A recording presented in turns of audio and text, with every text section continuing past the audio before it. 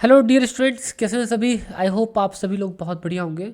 तो बच्चों, आज हम लोग डिस्कस करने वाले हैं इलास्टिसिटी। और बेसिकली हम पढ़ रहे हैं BSc first year, subject physics, paper 2, mandatory for major minor and open elective, unit 2, mechanics of rigid and deformable bodies. ठीक है।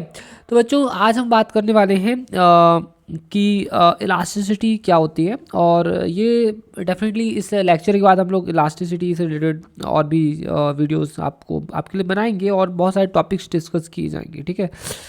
तो सबसे पहले बात करते हैं कि ये इलास्टिक बॉडीज़ क्या होती हैं, है ना। इलास्टिक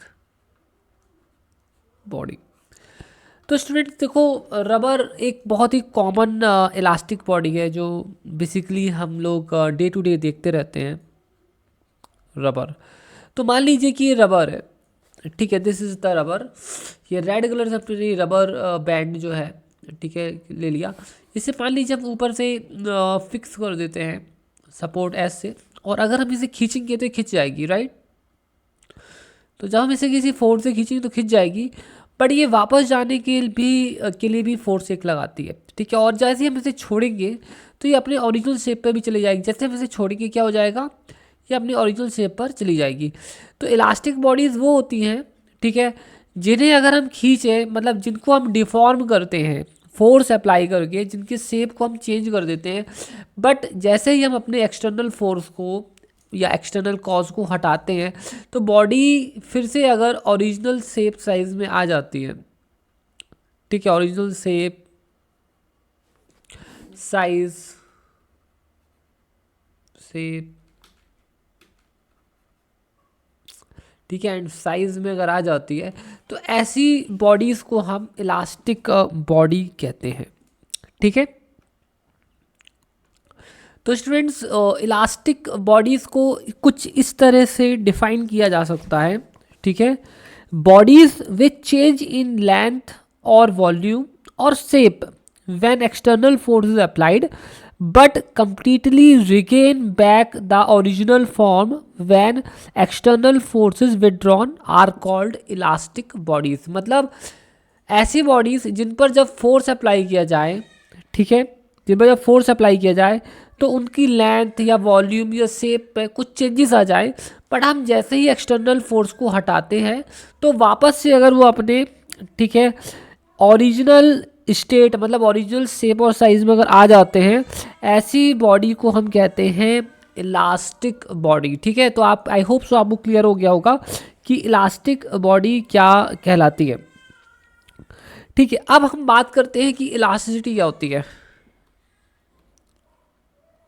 इलास्टिसिटी, बच्चों, जो इलास्टिसिटी है, it is a property. Elasticity क्या है, सब ऑब्जेक्ट की प्रॉपर्टी को इलास्टिसिटी कहते हैं। तो ये कौन सी प्रॉपर्टी है, आप देखोगे जब हमने इसे फोर्स लगाकर नीचे खींचा था तो बॉडी ने अपोज किया था, रबर ने अपोज किया, कैसे, वापस से रिस्टोरिंग फोर्स अप्लाई करके, है ना। तो ऐसी प्रॉपर्टी जिसके द्वारा, ठीक है, जिसके कारण, ठीक है, बॉडी किसी भी एक्सटर्नल, ठीक है, किसी भी एक्सटर्नल कॉज को, ठीक है, रोकती है, जिससे कि उसका शेप या साइज चेंज हो सकता है।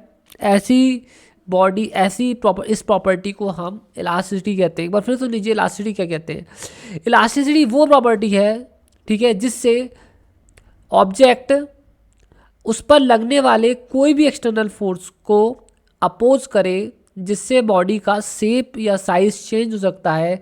इस प्रॉपर्टी को, इस गुण को इलास्टिसिटी कहते हैं। मतलब इलास्टिसिटी के कारण ऑब्जेक्ट अपने रूप में होने वाले परिवर्तन को रोकता है। ठीक है। तो ये प्रॉपर्टी इलास्टिक बॉडी में होती है, इनफैक्ट सभी में होती है।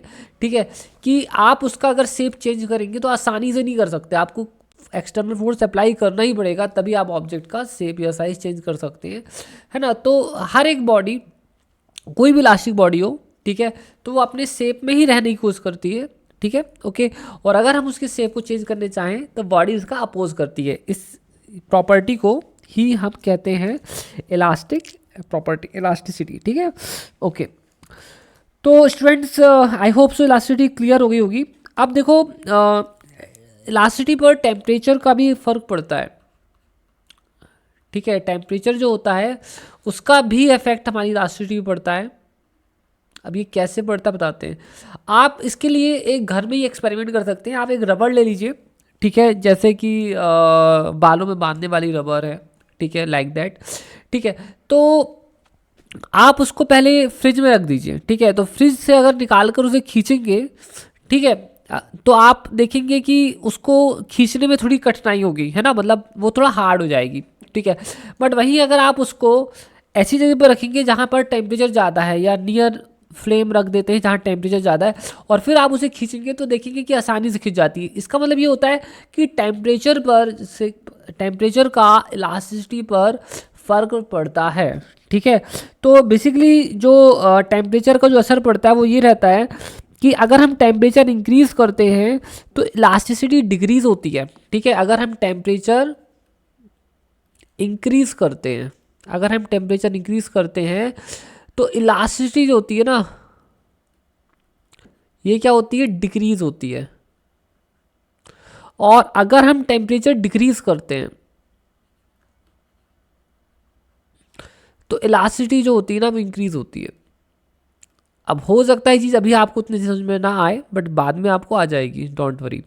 आपको एक होमवर्क भी करना है। आपको ये प्रूफ करना है कि जो रबर है that is less elastic, rubber is less elastic than steel, है ना। स्टील से कम इलास्टिक होती है। मतलब कहने का मतलब ये है कि स्टील ज़्यादा इलास्टिक होता है। ये आपको क्या है, होमवर्क है, आपका असाइनमेंट है, इसको प्रूफ करना है, ठीक है। अच्छा, अब हम बात करते हैं इम्प्योरिटीज़ का, ठीक है। अगर हम हमारे से रबर में या इलास्टिक मटेरियल में अगर कुछ इम्प्योरिटी मिलाते हैं तो इम्प्योरिटी मिलाने से जो इलास्टिसिटी है वो बढ़ भी सकती है और घट भी सकती है। It depends on the kind of impurity and it depends on the material in which the, ठीक है, इम्प्योरिटी इज एडेड, ठीक है। ओके, तो आई होप सो स्टूडेंट्स की इलास्टिसिटी क्या होती है ये आपको समझ में आ गई होगी। इलास्टिसिटी एक प्रॉपर्टी होती है, ठीक है, और इलास्टिक बॉडीज वो बॉडी होती है जो जिन पर अगर जिनका शेप चेंज करने पर वो अपनी ओरिजिनल शेप पर आ जाते हैं, ठीक है। Okay students, take care, bye bye, thank you so much.